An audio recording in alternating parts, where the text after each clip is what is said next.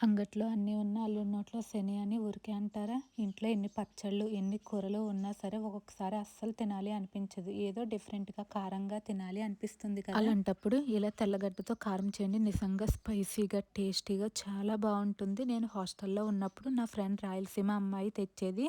మీకు తెలియదా హాస్టల్‌లో ఫుడ్ ఎలా ఉంటుందో? దానికన్నా ఈ రాయలసీమ స్పెషల్ కారమే చాలా బావుండేది. దీన్ని అన్నంలోనే కాదు ఏదైనా ఫ్రై చేసుకున్నప్పుడు దాని చివర్లో ఈ పొడిని చల్లుకొని కలపండి. నిజంగా చాలా టేస్టీగా ఉంటుంది. ఓలక్కో సోదాపి కారం పొడి ఎలా చేయాలో చెప్పు అంటారా?